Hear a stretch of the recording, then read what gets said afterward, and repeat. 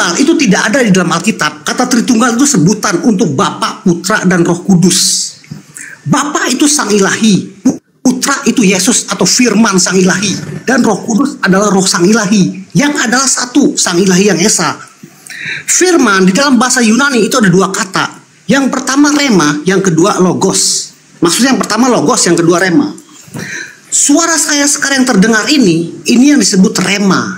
Dan suara saya ini berasal dari pikiran saya yang ada di dalam saya. Itu yang disebut logos. Segala sesuatu yang kita lakukan itu berasal dari pikiran. Ketika kita berkehendak, ketika kita bersuka cita, ketika kita bersedih, itu semua berasal dari pikiran. Ketika kita berkata-kata, itu berarti berasal dari pikiran. Ketika kita berjalan, berlari, mengambil sesuatu, itu semua berasal dari pikiran. Pikiran Sang Ilahi itu yang disebut firman. Sama seperti manusia diciptakan mempunyai tubuh, pikiran, dan roh. Jadi misalnya Bro Admin melakukan suatu pekerjaan, Bro Admin bisa melakukan pekerjaan itu karena Bro Admin mempunyai tubuh. Kalau Bro Admin tidak mempunyai tubuh, tidak ada yang melakukan pekerjaan itu. Dan Bro Admin bisa melakukan pekerjaan itu karena Bro Admin mempunyai pikiran. Seperti yang saya katakan tadi, segala sesuatu yang kita lakukan berasal dari pikiran. Dan Bro Admin bisa melakukan pekerjaan itu karena Bro Admin hidup. Itu berarti karena Bro Admin mempunyai roh. Sekarang saya tanya, siapa yang melakukan pekerjaan itu? Tubuh Bro Admin, pikiran Bro Admin, atau roh Bro Admin? Itu semua tidak bisa dipisahkan. Yang melakukan pekerjaan itu adalah Bro Admin. Jadi Tritunggal, Sang Ilahi, firman atau pikiran Sang Ilahi, dan roh Sang Ilahi adalah satu, Sang Ilahi yang Esa. Yesus adalah firman Sang Ilahi yang diutus turun ke dunia menjadi manusia. Perumpamaannya seperti sekarang ini, suara saya yang terdengar ini adalah berasal dari pikiran saya yang adalah saya. Tapi suara saya tidak bisa menyentuh Bang Juma. Tapi kalau suara saya menghujat Bang Juma, terus Bang Juma datang ke rumah saya, toko Mentari, kenapa kamu menghujat saya? Terus saya bilang, yang menghujat abang bukan saya, tapi suara saya. Abang pasti akan bilang, suara kamu itu berarti kamu. Tapi suara saya di sini tidak bisa, suara saya di sana tidak bisa menyentuh abang. Itu berarti saya lebih besar daripada suara saya. Tetapi suara saya itu berarti saya. Barang siapa yang menentang suara saya, berarti menentang saya. Barang siapa yang mematuhi suara saya, berarti mematuhi saya. Begitu juga Yesus adalah firman Sang Ilahi yang menjadi manusia.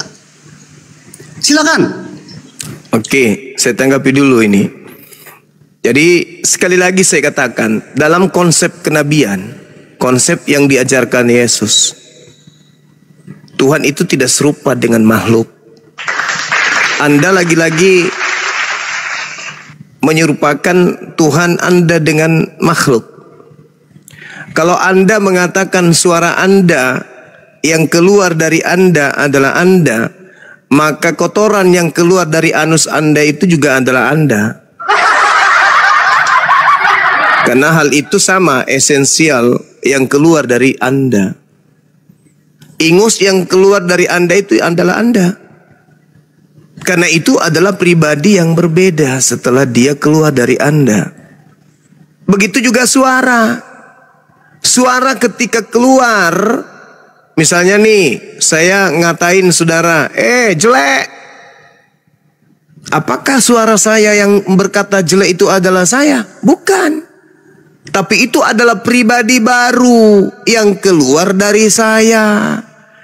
Tapi itu bukan saya, tapi berasal dari saya. Coba Anda rekam. Hei, jelek.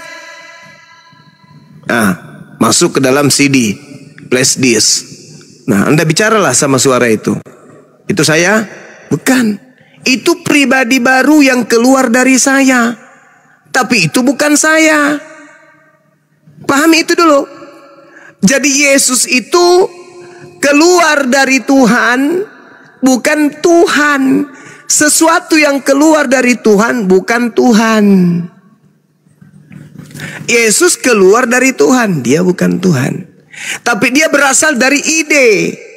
Dia berasal dari firman. Awalnya dia adalah firman. pada mulanya dia adalah firman. Firman yang melekat bersama-sama dengan Tuhan, yang disebut ide atau kalam. Sederhananya, harusnya andai saja bisa mengumpamakan Tuhan dengan manusia, maka Anda menggunakan perumpamaan yang harus signifikan. Anda punya mulut. Mulut dan Anda itu satu. Tidak bisa dipisahkan. Mulut Anda yang adalah Anda mengeluarkan suara, di mana suara Anda mengatakan sendal jepit. Maka pada mulanya adalah mulut. Mulut itu bersama-sama dengan tokoh mentari, dan mulut itu adalah tokoh mentari. Itu baru betul. Mulut itu telah menjadi sendal jepit. Maksudnya apa? Bukan mulut Anda yang lepas dari tubuh Anda, turun ke lantai jadi sendal.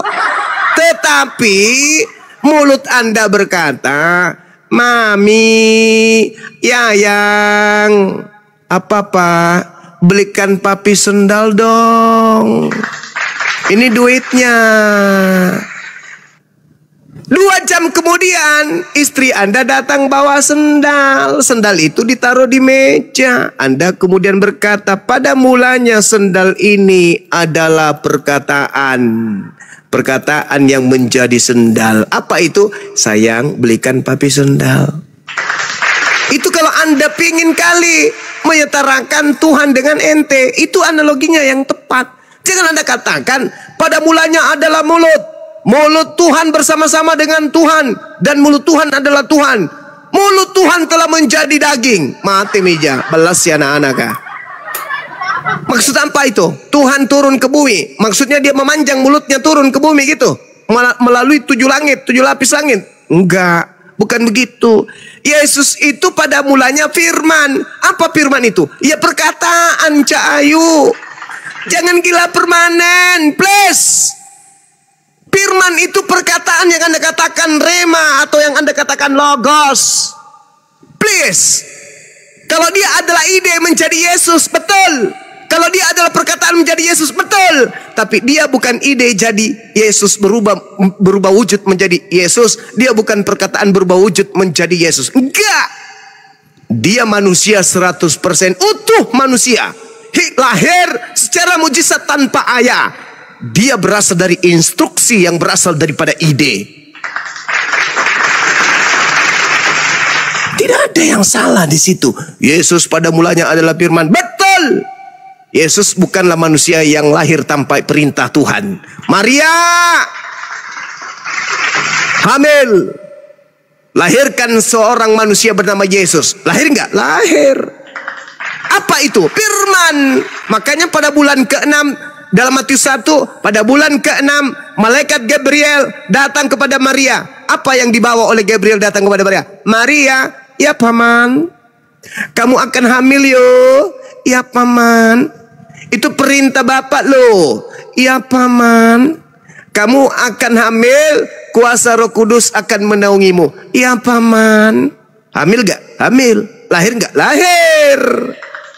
Tetapi yang lahir ini bukan Tuhan, Cahayu, bukan firman yang lahir.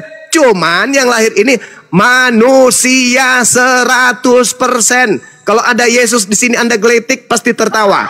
Anda jepit mulutnya pasti dia meringis sakit. Anda sentil telinganya pasti dia akan marah. Anda jepit bibirnya dia pasti monyong. Anda tidak kasih makan selama 3 tahun, dia pasti mati kena busung lapar. Kenapa? Dia manusia, Cahayu, yang berasal dari firman Tuhan. Jangan gila permanen dong. Sadarlah. Eling bang. Yesus itu manusia. Makanya ketika dia datang, dia berkata sebagai manusia. Berkata-kata bukan dari diriku sendiri. Bekerja bukan dari diriku sendiri. Aku tidak dapat berbuat apa-apa dari diriku sendiri. Apa sih? Jadi Tuhan. Jangan yang Anda maksud Tuhan Kristus yang bercongol di dalam benak dan dalam tubuh Anda tuh. Jangan-jangan Anda hanya menggunakan Yesus anak Maria sebagai topeng, tapi sebenarnya yang Anda sembah di gereja itu adalah setan yang mengaku Kristus. Jangan-jangan. Kita belum ke situ karena itu materi berat. Banyak orang yang pingsan gara-gara materi itu. Silakan. Abang tidak bisa mengibaratkan kotoran saya adalah saya, ingus saya adalah saya, keringat saya adalah saya. Bukan Bang, yang saya maksud pikiran. Ketika kita berpikir, itu berarti kita berkata-kata di dalam hati. Segala sesuatu yang kita lakukan itu berasal dari pikiran. Saat ini saya bisa berbicara dengan abang itu karena saya punya pikiran. Abang sekarang ada di Makassar ya, saya di Jawa Barat. Terus misalnya ada tetangga abang datang mendengar abang berbicara kan, dia datang tuh bertanya kepada Bang Juma. Bang Juma di rumah lagi ngobrol sama siapa? Abang menjawab, saya lagi ngobrol sama toko mentari. Terus tetangga abang masuk ke dalam rumah. Loh, mana toko mentari? Katanya abang sedang ngobrol dengan toko mentari. Abang pasti akan memperdengarkan suara saya. Itu maksudnya pikiran, suara yang berasal dari pikiran, perkataan saya yang berasal dari pikiran. Maksudnya begitu analogi firman tuh. Perkataan saya itu adalah saya. Ya udah Bro Admin, saya tanggapi dulu. Udah Bang, nggak usah Bang. Abang mau gimana pun udah benar. Anda mengatakan yang gini Bang, abang udah kotoran yang keluar dari Anda bukan Anda, karena itu bukan ucapan. Saudara, apakah Anda pernah mencret di celana tanpa sadar?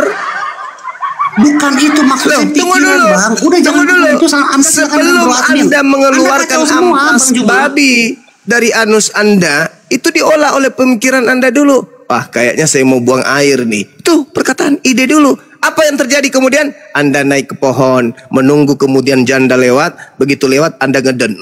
Prat, kena lah janda ini. Itu ide. Atau Anda masuk ke toilet.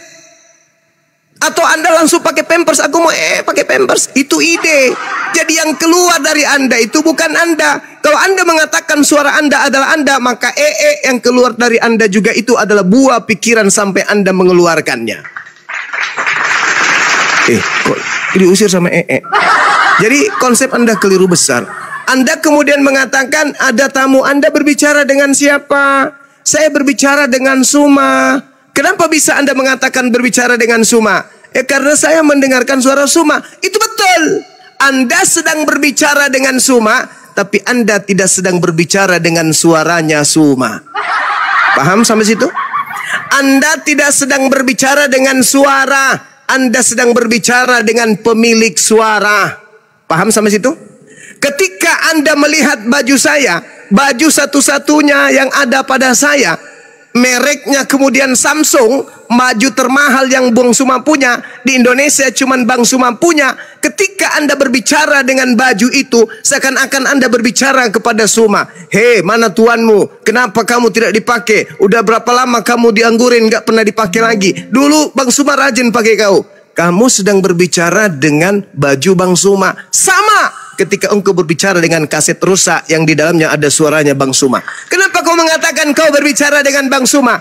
Karena suara yang keluar terlontar menjadi pribadi baru sampai menjadi gelombang masuk ke kuping Anda, diterima ritme itu, berbentuk sebuah suara nada, akhirnya memberikan suatu pesan. Itu bukan aku, itu suaraku Cak Ayu. Kamu tidak sedang berbicara dengan suaraku, kamu sedang berbicara dengan yang mempunyai suara. Jadi suara dengan Bang Suma itu berbeda. Tapi pada diri Suma ada pabrik kata-kata, yang mana pabrik kata-kata itu berasal dari ide, otak, akal, kemudian dipabrik kemudian oleh lidah, dilantunkan oleh bibir, sehingga Anda punya kuping bisa mendengarkan nada yang keluar dari suara saya, dari mulut saya. Suara saya bukan saya, tapi itu adalah esensi yang berasal dari saya. Yesus bukanlah Tuhan, tetapi itu adalah esensi pribadi yang berasal dari Tuhan. Selesai. Jangan gila permanen dong. Lanjut. Bang Suma nyambung, mumpung lagi nyambung ya. Kalau dengan kalimat ini gimana? Misalkan ada yang ngomong dengan Bang Suma, pegang omongan saya. Nah ini sedang menyatakan apa? Sedang menyatakan identitas atau apa? Tanggung jawab apa? Integritas atau identitas, silakan. Oke. Pegang omongan saya. Satu kalimat yang sangat sederhana, yang sangat-sangat jauh berbeda ketika Anda berkata, Bang Suma, pegang saya. Dengan pegang omongan saya. Kalau berbicara mengenai pegang omongan saya, berarti Anda saya akan tuntut berdasarkan dengan pribadi baru yang keluar dari diri Anda yang bernama suara. Tetapi kalau Anda mengatakan pegang saya, ya Anda yang harus saya pegang. Kalau suara, Anda bisa nyangkal. Itu bukan saya kok, itu suara saya dimirip-miripkan. Tapi kalau Anda mengatakan pegang saya tidak akan lepaskan sebelum Anda tunaikan apa yang Anda katakan. Jadi itu berbeda. Ketika Anda mengatakan pegang kata-kata saya, itu maksudnya pegang sang sumber suara. Bukan kata-kata yang Anda harus aku pegang, tapi sang sumber. Itulah bukti. Contoh nih, contoh kalau misalnya perkataan dan si pemilik perkataan itu adalah oknum yang berbeda. Ketika ada seorang yang berkata kepada seorang lain, misalnya, lu jelek kali, lu muka lu seperti monyet, dan itu diucapkan di depan umum. Lapor ke polisi, aku tidak menerima ucapan dia yang telah menjatuhkan derajat saya di depan umum. Apa katanya? Dia katakan aku ini monyet. Di mana dia mengatakan? Di pesta. Mana perkataannya? Cari. Ya sudah nggak ada, Pak. Perkataannya diucapkan di situ. Di mana? Mana? Tangkap perkataannya, tangkap. Kan perkataannya yang berkata seperti itu yang masuk di kupingmu dia atau perkataannya? Perkataannya Pak langsung di kupingku. Nah, tangkap. Di mana itu perkataan? Ya nggak ada lah, Pak. Yang mengatakan itu dia. Ya. Kan yang masuk di kupingmu perkataan atau dia? Perkataan, Pak. Ya kita tangkap perkataan. Jangan tangkap dia yang masuk di kupingmu. Apanya yang masuk di kupingmu? Yang masuk di otakmu itu apanya? Suaranya, Pak. Ya udah tangkap suaranya. Enggak, Pak, dia, Pak. Ya artinya beda antara suara dengan pemilik suara. Kalau suara dengan pemiliknya itu sama, yang ditangkap suara aja. Dipenjarakan suara itu, borgol si suara, biar yang empunya masih tetap menghidupi rumah tangganya. Tapi karena beda, karena beda antara suara dengan yang mengucapkan suara, maka ketika suara itu masuk di kuping, suaranya yang masuk di kuping, tapi yang masuk di kuping bukan orangnya, maka yang ditangkap adalah sumber suara. Itu yang ditangkap, bukan suaranya yang dipenjara, tapi sumber suara. Itulah bukti bahwa suara dan pemilik suara itu berbeda. Sampai di sini paham? Iya, paham. Suara dan pemilik suara berbeda. Suara mewakili pemilik suara, begitu ya? Ya, betul. Ya sudah. Okay. Suara mewakili pemilik suara, ya. Iya. Nah, sekarang lanjut ke tadi yang saya mau bahas, Bang Suma. Silakan. Ini berhubung Pak nganunya sudah nggak ada yang baru Pak Jaipin, mungkin nanti juga bisa nyambung. Tetap di konteks yang sama tadi, tapi saya kutip ayat yang tadi dikutip Bang Suma juga di Yohanes 5:36 itu kan dikatakan, tetapi aku mempunyai satu kesaksian yang lebih penting daripada kesaksian Yohanes, yaitu segala pekerjaan yang diserahkan Bapa kepadaku supaya aku melaksanakannya. Pekerjaan itu juga yang aku kerjakan sekarang, dan itulah yang memberi kesaksian tentang aku bahwa Bapa yang mengutus aku. Jadi menurut ayat ini kemudian Bang Suma menegaskan Yesus hanya utusan, kan begitu. Nah, apakah hanya ayat ini saja yang dijadikan Bang Suma rujukan, sementara di ayat yang lain, di ayat sebelumnya ya mungkin di perikop yang sama, itu banyak sekali klaim-klaimnya Yesus yang menyamakan atau menyetarakan dengan kedudukan Bapa. Misalnya di ayat pertama nih, saya bacakan ya, di Yohanes 5:19, ini perikopnya kesaksian Yesus tentang dirinya. Di Yohanes 5, nah ini, di sini bunyi ayatnya, sesungguhnya anak tidak dapat mengerjakan sesuatu dari dirinya sendiri jikalau tidak ia melihat Bapa mengerjakannya. Sebab apa yang dikerjakan Bapa itu juga yang dikerjakan anak. apa yang dikerjakan Bapa itu yang dikerjakan oleh Yesus. Dalam makna teologisnya orang Kristen, ini menyatakan kesatuan dalam tindakan, kesatuan ilahi dalam tindakan. Kemudian ayat yang berikutnya lagi juga, misalnya yang 21-nya, sebab sama, di situ dikatakan lagi sama, sebab sama seperti Bapa membangkitkan orang-orang mati dan menghidupkannya, demikian juga Anak menghidupkan barang siapa yang dikehendakinya. Jadi betul di ayat yang tadi dibaca Yesus mengatakan bahwa dia diutus, tetapi di ayat sebelumnya itu justru menegaskan klaim dia itu satu dalam keilahian dengan Bapa. Nah, menurut Bang Suma, apakah juga memiliki pandangan yang sama atau bagaimana? Dari sudut pandang teologis Kristen itu menyatakan satu keilahian. Silakan. Oke, baik. Jadi ini menarik ya, teman-teman. Namun saya memiliki sebuah narasi sederhana berdasarkan pengakuan Yesus. Sekiranya tadi saudara memanfaatkan penjelasan saya bahwa Yesus ini berkata dan berbuat sesuai dengan apa yang diperintahkan kemudian Tuhan untuk ia katakan dan dia ucapkan, begitu juga yang dia kerjakan. Maka kita udah tamat sebenarnya. Yesusnya mengatakan begini di dalam pengajarannya di dalam kitab Yohanes 7. Di dalam Yohanes 7, Yesus menjelaskan kemudian bahwasanya engkau mengenal aku, tetapi engkau tidak mengenal Bapakku. Itu yang dikatakan oleh Yesus, engkau mengenal aku, tapi kau tidak mengenal Bapakku.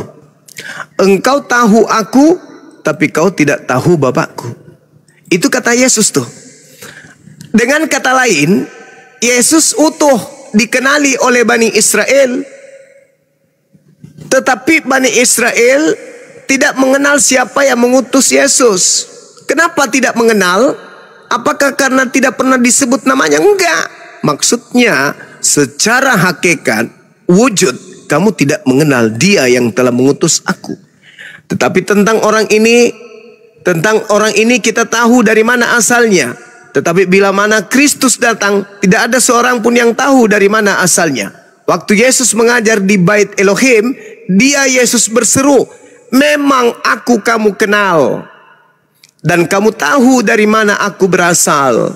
Namun aku datang bukan atas kehendakku sendiri, tetapi aku diutus oleh dia yang benar, yang tidak kamu kenal. Nomor 29-nya, Yesus lebih jauh menjelaskan kemudian kepada murid-muridnya, kepada orang yang ada pada zaman itu. Pada zaman di mana Yesus mengajar di tengah-tengah Bani Israel. Mereka yang telah berbuat baik akan keluar dan bangkit hidup kembali, kata Yesus. Itu yang dikatakan.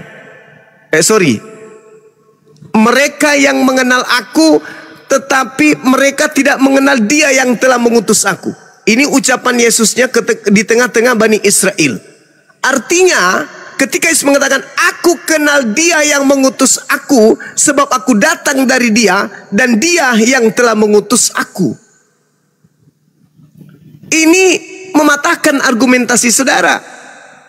Di mana Yesus mengatakan orang-orang mengenal aku, tetapi orang-orang tidak mengenal dia yang telah mengutus aku. Itu apa artinya? Itu artinya apa? Yesus dikenali, tapi dia yang telah mengutusnya tidak dikenali. Berarti Yesus dan ilahinya itu berbeda. Dia hanya utusan Tuhan yang kemudian diutus oleh Tuhan untuk mengajarkan konsep Tuhan kepada orang Yahudi. Sederhana, Bung. Coba Anda lihat pengantar penulis Yohanes di 1 Yohanes 1 nomor 18. Apa yang dikatakan di sana? Tidak ada satu manusia pun yang pernah melihat Tuhan, tetapi Yesuslah yang kemudian yang mengajarkan, yang mentafsirkan, yang menguraikan tentang Tuhan itu. Yesusnya yang menguraikan. Tidak seorang pun yang pernah melihat Tuhan. Berarti Yesus yang dilihat bukan Tuhan kan? Saya ulang lagi. Tidak ada seorang pun yang pernah melihat Bapa atau Elohim. Tetapi anak tunggal Elohim yang ada di pangkuannya, dialah yang menyatakannya, dialah yang menjelaskannya. Maksudnya, tidak ada yang pernah melihat Tuhan itu.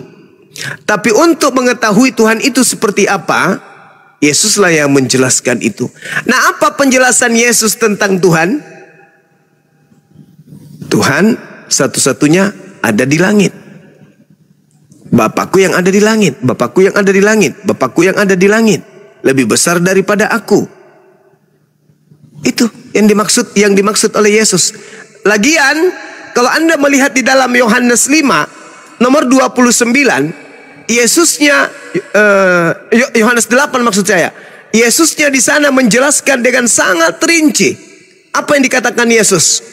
Mulai data 16 atau 15. Aku tidak menghakimi seorang pun, dan jikalau aku menghakimi, maka penghakimanku itu benar, sebab aku tidak seorang diri. Kalau aku tidak seorang diri, berarti aku berdua. Tetapi aku bersama dengan Dia yang mengutus aku. Dan dalam kitab Tauratmu ada tertulis bahwa kesaksian dua orang itu adalah sah. Akulah yang bersaksi tentang diriku sendiri, dan juga Bapa yang mengutus aku bersaksi tentang aku. Inilah anakku yang kukasihi, kepadanya aku berkenan. Dengarkanlah dia. Itu kesaksian Bapa. Lalu di data nomor 29-nya dikatakan, dan Bapa yang telah mengutus aku, Bapa menyertai aku, Bapa tidak membiarkan aku seorang diri, sebab aku senantiasa berbuat apa yang berkenan kepadanya. Kurang apa lagi penjelasan Yesus ini tentang Tuhannya? Dia tidak seorang diri, tapi dia bersama dengan Tuhannya. Bukan berarti di dalam tubuhnya itu bercongol Tuhan itu, enggak. Tetapi karena dia adalah utusan Tuhan yang senantiasa melakukan apa yang berkenan pada Tuhan, maka dia mengatakan, aku sebagai utusan tidak seorang diri, melainkan aku bersama dia dengan dia yang telah mengutus aku. Sederhana itu. Sama ketika dalam Al-Quran surah Al-Ma'idah, Allah mengatakan kepada Nabi Muhammad, dulu aku bersama dengan Bani Israel, inni ma'akum. Allah bersama dengan Bani Israel. Tidak ada masalah. Bukan berarti Tuhan turun ke bumi melata seperti makhluk bersama di tengah-tengah Bani Israel. Enggak, bukan begitu maksudnya. Artinya bersama adalah Tuhan berkenan menyatakan ajarannya kepada mereka Bani Israel melalui duta-duta atau utusan-utusan Tuhan. Saya kira begitu, Bung. Oke. Berarti ya berbeda dengan sudut pandang kekristenan tentang Yohanes 5 yang tadi. Kemudian tentang Yohanes 14 yang barusan Bang Sumo baca, saya kutip ulang ya. Sekiranya kamu mengenal aku, pasti kamu juga mengenal Bapakku. Itu di Yohanes 14:7 yang tadi. Menurut Bang Suma, masalahnya mereka tidak mengenal Bapa, atau orang Kristen tidak mengenal Bapa. Tapi ayat ini bunyinya nggak seperti itu, Bang Suma. Di sini bunyinya, sekiranya kamu mengenal aku, pasti kamu juga mengenal Bapakku. Sekarang ini kamu mengenal dia dan kamu telah melihat dia. Lalu Filipus heran. Kata Filipus kepada Yesus, Tuhan, tunjukkanlah Bapa itu kepada kami, itu sudah cukup bagi kami. Kata Yesus kepadanya. Yesus menjawab, telah sekian lama aku bersama-sama dengan kamu Filipus, namun engkau tidak mengenal aku. Barang siapa telah melihat aku, ia telah melihat Bapa. Bagaimana engkau berkata, tunjukkan Bapa itu kepada kami? Tidak percayakah engkau bahwa aku di dalam Bapa dan Bapa di dalam aku? Apa yang aku katakan kepadamu, tidak aku katakan dari diriku sendiri, tetapi Bapa yang diam di dalam aku, dialah yang melakukan pekerjaannya. Ini justru menguatkan pandangan teologis kekristenan bahwa Yesus dan Bapa satu dalam hakikat. Memang berbeda dalam peran sebagai pengutus dan yang diutus sebagai Bapa dan Putra, berbeda dalam peran tapi satu dalam hakikat atau keadaan ilahinya. Ini dari sudut pandang teologi Kristen, justru ayat ini menguatkan itu, Bang Suma. Oke. Ya, Boleh? silakan. Oke.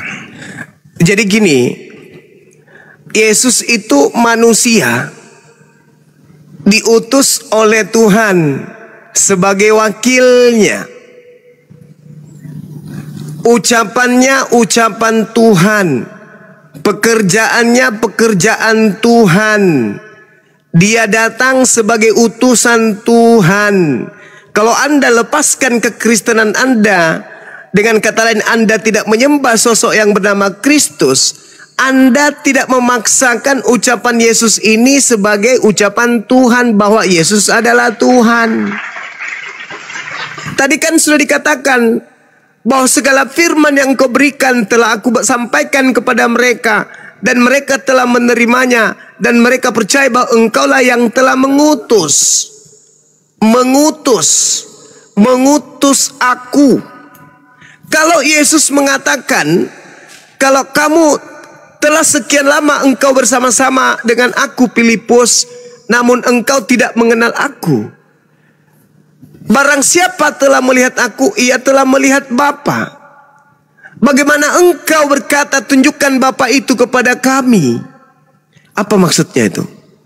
Yesus sebelum Filipus bertanya, Yesus sudah mengajarkan Bapa itu di langit.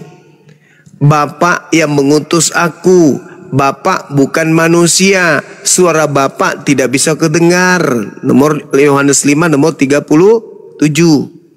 Tidak bisa kedengar. Yohanes 7 tadi nomor 28 29 sudah Yesus sampaikan. Udah. Dia mengatakan bahwasanya kau mengenal Aku, tapi kau tidak mengenal Dia yang mengutus Aku. Sudah. Berarti Aku ini cuma wakil Tuhan. Berkata-kata cuma ucapan Tuhan. Melakukan pekerjaan yang dipekerjakan Tuhan. Kenapa kau minta Aku tunjukkan Bapa itu? Sesungguhnya siapa yang melihat Aku sama seperti melihat Bapa. Melihat Aku sama seperti melihat Bapa. Mendengarkan Aku sama seperti mendengarkan Bapa. Melihat Aku sama seperti melihat Bapa. Sebab tidak percayakah engkau bahwa Aku di dalam Bapa dan Bapa di dalam Aku? Apa yang Aku katakan padamu tidak Aku katakan dari diriku sendiri, tetapi dari Bapa yang diam di dalam Aku. Dialah yang melakukan pekerjaannya. Tidak ada yang salah dengan itu. Orang yang khusyuk di dalam beribadah, menghadirkan Sang Tuhan di dalam dirinya, dia sedang bersama dengan Tuhannya. Bukan berarti Tuhan masuk ke dalam tubuhnya, tetapi kuasa Tuhan ada pada dirinya. Dia bersama dengan Tuhannya, karena Tuhan meliputi segala sesuatu. Jadi ketika Yesus mengatakan, tidak percayakah engkau bahwa Aku di dalam Bapa? Aku di dalam Bapa karena Aku adalah wakilnya Bapa. Aku ini asistennya, maka Aku di dalam Bapa. Bapa itu yang mempekerjakan Aku. Bapa di dalam Aku, sebab Aku tidak pernah melupakan perintah Bapa. Aku senantiasa tekun melakukan apa yang diperintahkan Bapa, maka Bapa itu ada di dalam Aku. Pada saat Aku duduk, Aku mengingat Bapa. Pada saat Aku berdiri, Aku mengingat Bapa. Pada saat Aku berjalan, Aku mengingat Bapa. Pada saat Aku bermukjizat, Aku ingat Bapa. Pada saat Aku terancam, Aku mengingat Bapa. Pada saat Aku ingin melakukan satu tindakan penyembuhan, Aku mengingat Bapa. Bapa ada di dalam Aku. Aku tidak pernah lupa Bapa. Bahkan di penghujung hidupku untuk tidur, itu Aku tidur bersama dengan Bapa. Ini makrifat. Percayalah kepadaku bahwa Aku di dalam Bapa dan Bapa di dalam Aku. Atau setidak-tidaknya, kalau kau tidak sampai kepada makrifat, percayalah karena pekerjaan-pekerjaan itu sendiri. Aku berkata kepadamu, sesungguhnya barang siapa percaya kepada Aku, ia akan melakukan juga pekerjaan-pekerjaan yang Aku lakukan, bahkan pekerjaan yang lebih besar daripada itu. Sebab Aku pergi kepada Bapa. Gimana tuh? Bapak di dalam aku pergi kepada Bapak. Gimana tuh? Maksudnya Yesus melilit badannya masuk kembali ke dalam perutnya atau kayak mana? Coba Anda renungkan. Ini ilmu ma'rifat, di mana Yesus sedang bersatu dengan Tuhan. Ini pekerjaan para wali. Para wali itu beribadah, dia bersatu dengan Tuhannya sehingga alam semesta ini lenyap. Yang ada hanya Allah. Itu pekerjaan Ustadz Alif itu, Dinda Alif. Dia bersatu. Dia bersatu dengan Tuhannya. Bumi lenyap, rumah lenyap, semuanya lenyap, rekening lenyap, dompet lenyap, hilang semuanya, HP hilang, TikTok hilang. Yang ada hanya Allah, Allah, Allah, Allah, Allah, Allah, Allah, Allah. Itu orang yang bermakrifat, tidak berkata, tidak berbuat, tidak bergerak, semata-mata Allah. Dia tidak melakukan pekerjaan semata-mata Allah. Ucapan yang keluar dari lisannya semata-mata Allah. Maka siapa yang melihat aku sama seperti melihat Allah. Itu maksudnya. Ini ilmu makrifat. Ini yang diajarkan kemudian oleh Yesus tentang dirinya. Makanya dia bisa berjalan di atas air. Makanya dia bisa menyembuhkan orang buta. Kenapa? Karena dia bersatu dengan sang pemilik penyembuhan. Bukan berarti dia Tuhan. Dan apa juga yang kamu minta dalam namaku, aku akan melakukannya, supaya Bapa dipermuliakan di dalam Anak. Jikalau kamu meminta sesuatu kepada aku dalam namaku, aku akan melakukannya. Kenapa? Kenapa? Karena murid-muridnya mendudukkan dirinya sebagai hamba Allah dengan berkata, ya Bapa, sungguh telah aku beriman kepada anakmu Yesus. Dia adalah anakmu yang soleh, yang mengajarkan kepada kami untuk tekun beribadah hanya kepadamu. Yesus telah mengajarkan kami, Yesus telah membimbing kami untuk kembali kepada jalanmu. Ya Bapa, itu yang dimaksud itu di situ. Maka Tuhannya Yesus mengabulkan apa yang diminta oleh murid Yesus dalam nama Yesus. Itu saudara. Jikalau kamu mengasihi aku, kamu akan menuruti segala perintahku. Di sini kena Kristen. Ini kena di sini. Ada nggak perintah Yesus untuk menuhankan dirinya? Tak ada kan? Aku akan minta kepada Bapa. Dia minta kepada Bapa. Lepas lagi, lepas kena lagi Kristen. Berarti Yesus bukan Bapa karena dia masih meminta. Kalau Yesus satu hakikat dengan Bapa, nggak minta. Jadi yang kujelaskan itu betul. Dia sedang bermakrifat. Dia berada pada langgam di mana Yesus ini berada pada alam nirwana. Dia bersatu dengan Tuhannya. Bukan dia Tuhan itu sendiri. Aku akan minta kepada Bapa, supaya Bapa memberikan kepadamu seorang penolong lain. Loh, tadi katanya Bapa, dia adalah Bapa. Utus saja langsung. Oh enggak, aku bukan Bapa, tapi aku bersatu dengan Bapa. Aku ada di dalam Bapa, Bapa ada di dalam aku. Yang engkau lihat saat ini adalah Bapa. Kenapa? Karena ucapanku adalah ucapan Bapa, perbuatanku perbuatan Bapa, tubuhku, napasku, penglihatanku, semuanya ada Bapa. Itu yang dimaksud Yesus. Dalam Islam ini ilmu makrifat. Yesus ini suhud gak? Suhud bong. Dia tidak punya rumah. Pakaiannya cuman begitu aja, compang-camping. Makanannya cuman segitu doang. Tempat tidurnya begitu aja. Bahkan dia dikatakan tidur dari gurun ke gurun, sembunyi dari goa ke goa. Yesus itu begitu. Berarti dia suhud. Apa suhud itu? Meninggalkan kehidupan mewah, meninggalkan hidup material. Dia hidup bersama dengan Sang Bapa, Sang Tuhan.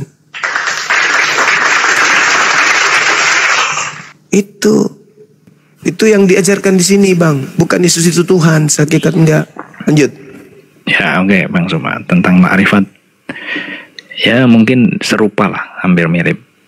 Jadi memang mengenal langsung dan secara menyeluruh akan Allah dalam kekristenan itu ya melalui persekutuan dengan Yesus. Mungkin itu mirip lah dengan makrifat ya. Tapi dalam keislaman cuman memang kita nggak pakai istilah itu sih, jarang sih. Nah, istilah ini memang nggak dipakai.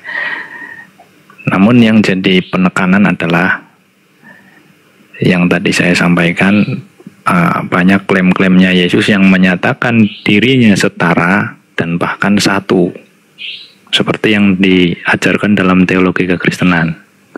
Meskipun ada sanggahannya yang tadi disampaikan sama Bang Suma, tapi saya berusaha menyampaikan apa yang dipahami dalam teologi kekristenan. Dan satu lagi penegasan yang paling fundamental, kenapa kesatuan itu diakui dan dipercaya sebagai sesuatu yang mungkin dalam istilah Islam hak atau benar, karena Yesus sendiri juga mengklaim di klaim sebelumnya, sebelum dia mengatakan dengan Filipus, Yesus berkata, akulah jalan dan kebenaran dan hidup. Tidak ada, diulangi, tidak ada seorang pun yang datang kepada Allah, kepada Bapa, kalau tidak melalui aku.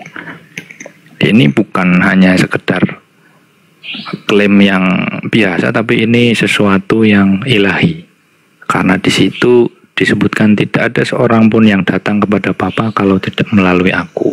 Jadi tidak ada cara lain mengenal Allah yang benar kecuali dengan cara dan bersekutu dengan Yesus, atau mengenal langsung Allah melalui persekutuan dengan Yesus. Nah, ini dalam teologi kekristenan seperti itu, yang mungkin tadi dikatakan mirip dengan ma'rifat. Jika ma'rifat kan mengenal Tuhan ya, setahu saya sih begitu. Ya, jadi gini saudara, ma'rifat itu jangan disalahartikan bahwa orang yang bersatu dengan Tuhan itu adalah Tuhan. Jangan, oh Yesus ma'rifat berarti Yesus juga Tuhan. Enggak. Murid-murid Yesus juga itu bermakrifat. Sama persis kedudukan Yesus terhadap Sang Ilahi. Di mana murid Yesus itu bermakrifat sama seperti Yesus? Silakan Anda buka kitab Anda di Yohanes 17 nomor 21 minimal. Apa kata Yesus? Supaya muridku menjadi satu, sama seperti engkau ya Bapa di dalam aku dan aku di dalam engkau, agar muridku juga di dalam kita, supaya dunia percaya bahwa engkaulah yang telah mengutus aku. Murid-murid juga bermakrifat satu di dalam Bapa. Bukan berarti murid juga Tuhan. Kami umat Islam bermakrifat. Bang Arif bersatu dengan Tuhan, Bang Suma satu dengan Tuhan, Dinda Felix satu dengan Tuhan, Dinda Olia satu dengan Tuhan, Kuryasmoto satu dengan Tuhan. Bukan berarti orang-orang ini semuanya adalah Tuhan. Ini yang disampaikan Yesus, supaya muridku semua menjadi satu, sama seperti engkau ya Bapa di dalam aku dan aku di dalam engkau, agar mereka juga di dalam kita. Mereka, muridku juga di dalam kita. Kalau yang dimaksud Yesus di dalam Bapa, Bapa di dalam Yesus, memandang Bapa adalah satu, adalah hakikat satu, maka murid-murid Yesus juga bagian daripada satu hakikat tersebut. Celaka itu. Ini yang dimaksud marifat.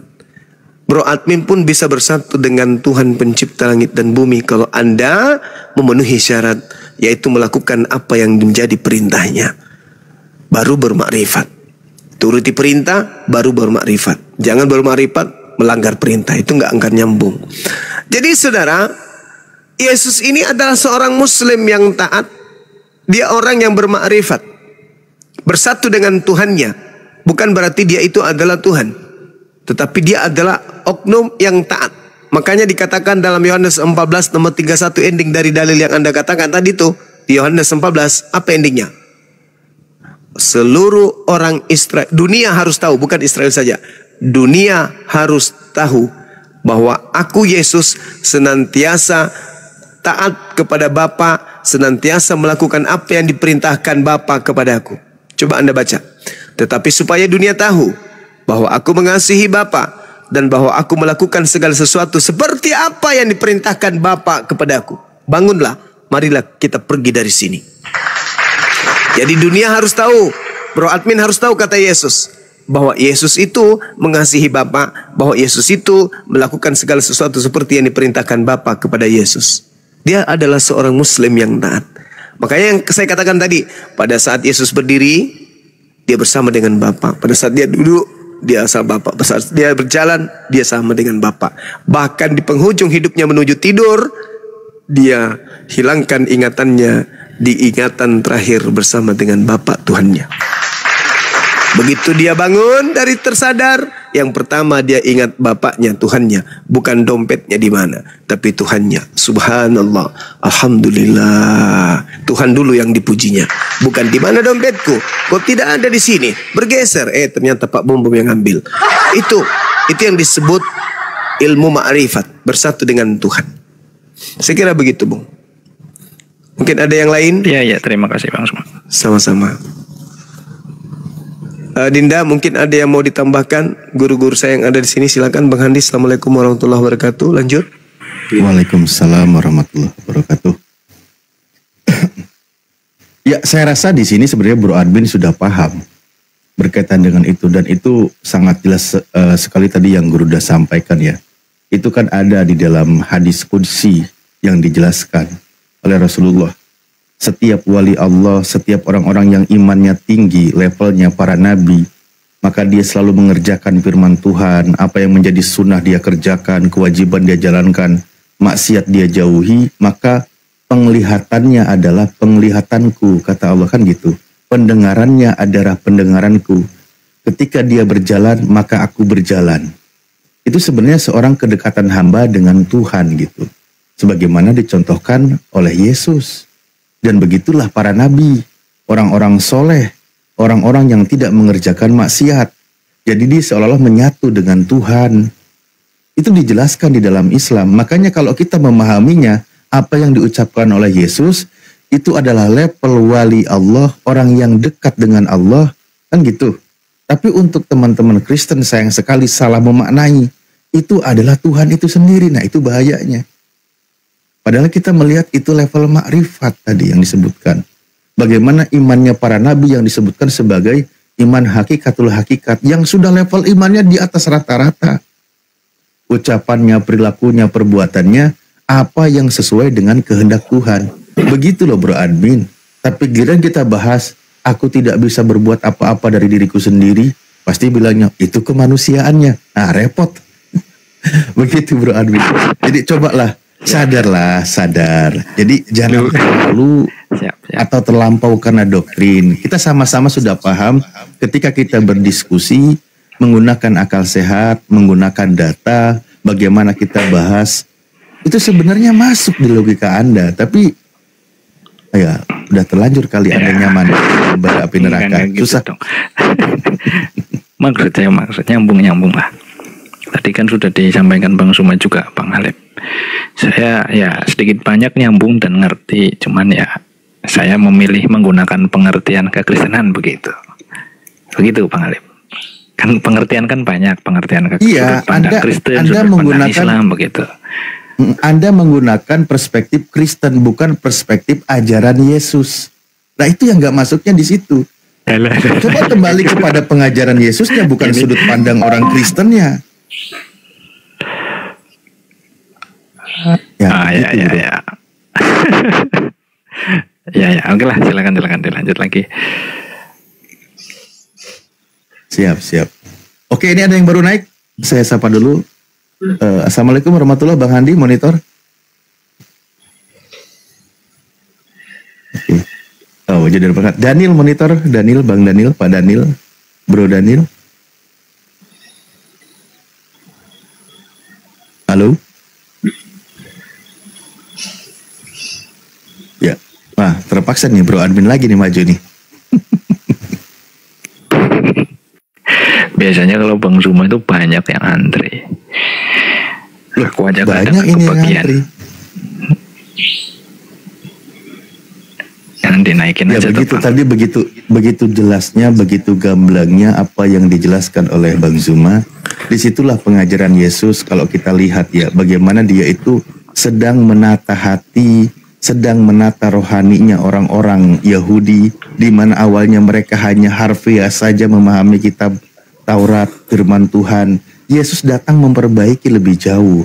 Nah, sayangnya untuk Kristen memahaminya berbeda, sedang menata hati orang-orang Yahudi sehingga level keimanannya itu dinaikkan, malah oleh Kristen diimaninya, nah dia itu Tuhan, karena dia berkata itu seolah-olah dia itu Tuhan atau selevel dengan Tuhan. Nah itu bahayanya. Padahal Yesus sendiri sudah mewanti-wanti dengan perkataannya, dengan ucapannya. Firman yang dia sampaikan aja dia berkata bukan dari diriku sendiri. Jadi semuanya itu bukan dari dia. Dia itu hanya menyampaikan apa yang difirmankan oleh Tuhan. Kan begitu bro admin. Coba kembali kepada ajaran Yesus. Bagaimana prinsip dan dasar yang harus dipegang tentang Yesus. Lalu nanti sesuaikan kalimat-kalimat Yesus. Di mana tidak mendobrak apa prinsip dasar yang diucapkan oleh Yesus. Kan gitu. Kalau di Islam itu misal ketika di dalam ajaran Islam ada tentang Nabi kami, Nabi Muhammad SAW itu tetap dia itu dikatakan sebagai hamba Allah yang menyampaikan firman, yang menerima firman. Ketika nanti umat Islam mendengar ucapan Rasulullah yang begitu hebat, yang begitu levelnya sangat tinggi, itu tetap dalam ranahnya sebagai manusia utusan Tuhan. Di situ cara memahaminya. Begitu juga Yesus dan begitu juga nabi-nabi yang lain. Begitu loh bro. Iya Bang Alip, ya itu kan di dalam keislaman itu tentang Nabi Muhammad kan sudah jelas. Cuman memang di kekristenan ini kemasan untuk Yesus memang dibikin berbeda Bang Alip. Saya rasa bukan dibikin berbeda, dikemas ulang. Ya kemasannya dibikin berbeda kan sama aja tak. Kemudian tulisan-tulisan di dalam kitabnya juga termasuk di Yohanes yang tadi saya bacakan itu juga sedikit banyak memang membuktikan kesetaraan dan kesatuan begitu, sehingga argumentasi misalnya menyatakan itu berbeda, betul ada juga ayat yang lain menyatakan berbeda, tetapi ayat yang ini juga harusnya diakui. Nah saya dari sudut pandang ini saling melengkapi bukan bertentangan, sehingga saya percaya ketika Yesus mengatakan sama seperti Bapa, di lain ayat juga mengatakan Bapa lebih besar atau lebih tinggi, saya juga percaya. Tinggal sudut pandangnya mau bagaimana. Kalau kacamatanya mau pakai kontradiksi ya sudah pasti ini bisa disebut kontradiksi. Tapi saya pakai kacamata saling melengkapi, klaimnya dia itu, klaimnya Yesus itu.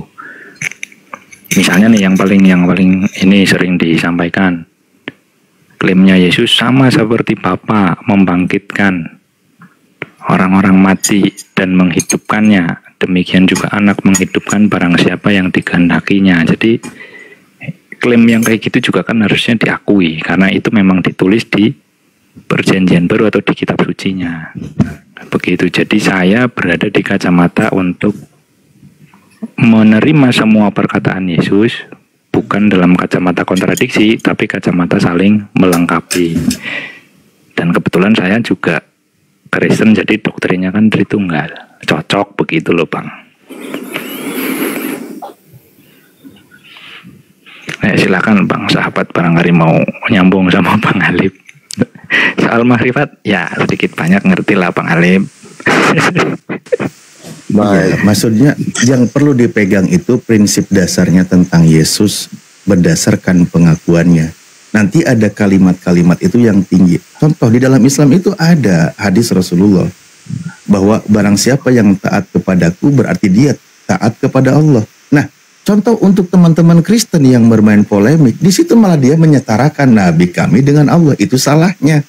Di dalam Islam itu sudah paham, oh dia itu tetap levelnya seorang nabi, seorang manusia utusan Tuhan. Tapi maksudnya apa yang diajarkannya diikuti, maka sama saja kita mengikuti apa yang diperintahkan oleh Tuhan. Karena sang nabi itu menyampaikan sebagaimana yang difirmankan oleh Tuhan. Begitu. Oke, kita sapa dulu. Sahabat Chris, Daniel monitor nggak ini? Ya, selamat malam. Selamat malam. Ya, Gurunda masih monitor ya, masih lanjut mungkin ganti pasien. Ya.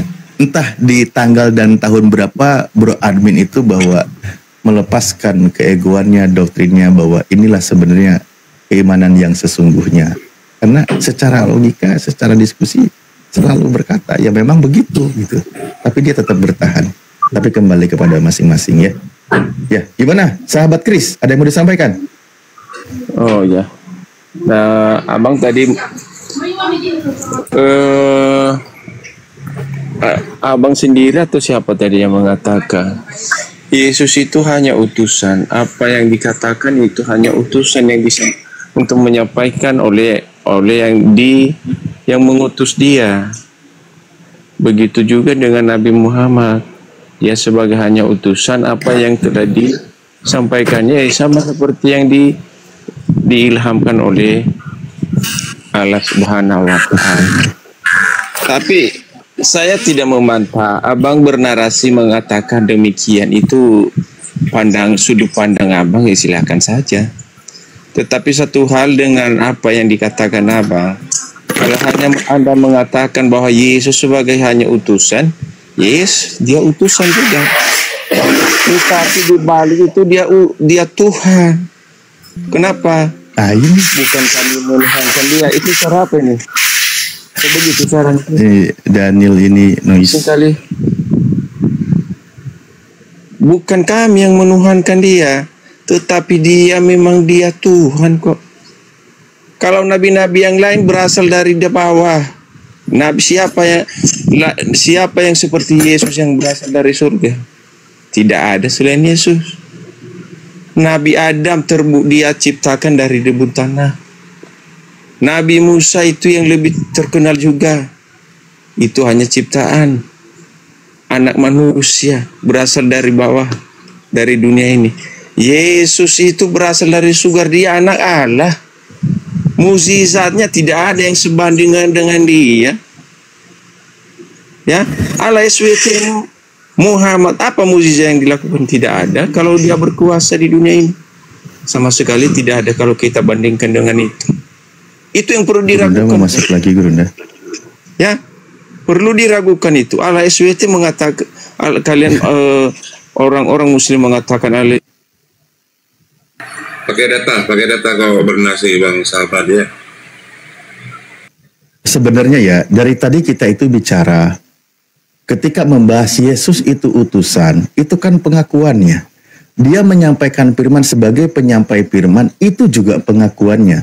Perkataannya bukan dari dirinya sendiri, itu semua pengakuannya. Dulu, nanti kamu ngomong, tanggapin. Tapi kamu ngomong tadi saya diam loh. Loh, saya juga diam dari tadi. Cuman apa yang saya katakan itu pakai dalil. Anda nyebrang ke Islam, narasi seenaknya tanpa dalil. Ini bukan gereja, Bung. Ini bukan gereja. Kita diskusi itu by data. Data apa yang saya katakan itu nggak ada datanya. Mukjizat Yesus banyak yang di dalam Alkitab kami banyak. Yang dia lakukan membangkitkan orang mati. Orang buta bisa melihat, orang lumpuh bisa berdiri, banyak di dalam Alkitab. Dan dia mengatakan dirinya sebagai Tuhan juga di Yohanes 13 ayat 13, saudara. Tapi yang diragukan Allah SWT, kalian mengatakan Allah yang Maha Kuasa yang menciptakan langit dan